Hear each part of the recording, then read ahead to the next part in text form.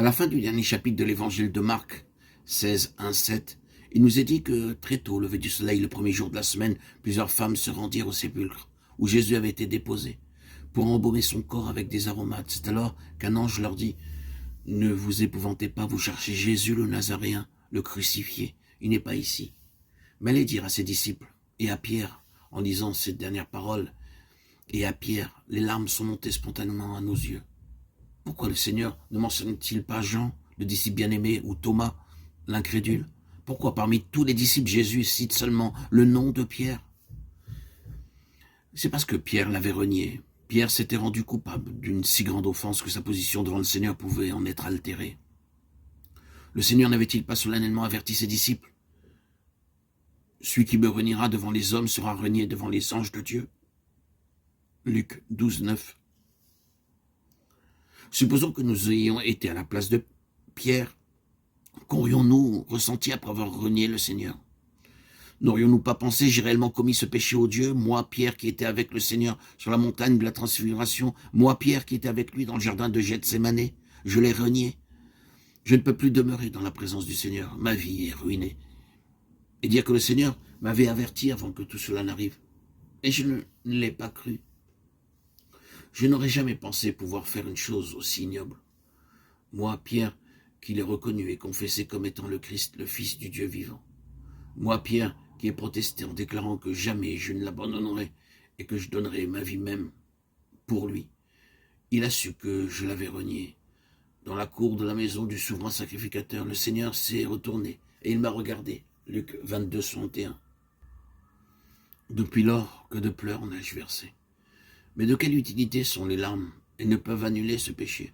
Moi, Pierre, j'ai renié le Seigneur. Pierre a dû très certainement se remémorer les tristes événements de ces 2 ou 3 jours passés. Et à la triste lumière de ces événements passés, combien de nombreux et accablants détails ont dû être mis en relief? Se pourrait-il qu'il les oublie un jour?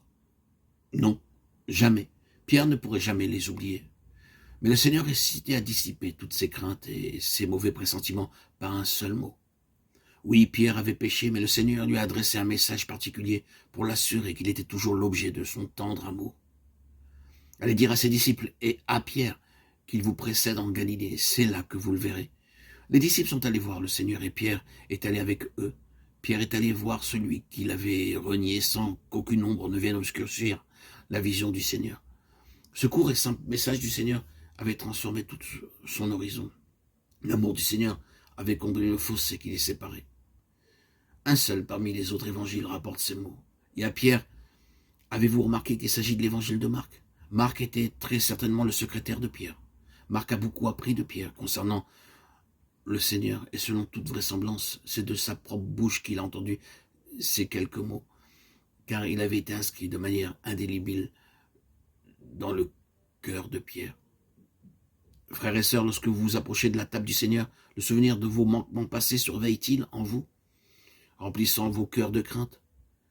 Vous avez confessé vos péchés, vous avez saisi de remords amèrement pleuré, vous en avez été saisi, vous êtes sincèrement repenti. Mais un étrange sentiment d'éloignement entre vous et le Seigneur demeure encore et tente de vous envahir. N'essayez donc pas, par vos propres efforts, d'en franchir la distance, permettez-lui simplement de le faire. Son amour a pu parvenir jusqu'à Pierre pour le sortir de sa triste situation et de la conscience de son péché, et pour l'introduire dans la chaleur de son intime communion. Pierre aurait pu demeurer dans les ténèbres, pleurant amèrement, si le Seigneur ne lui avait pas adressé ce message personnel d'amour.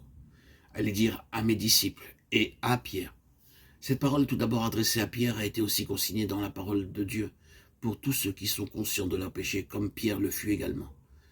Ne laissez donc pas votre manque d'amour pour le Seigneur vous maintenir loin de lui, mais ouvrez vos cœurs à son amour, car il comble toute distance.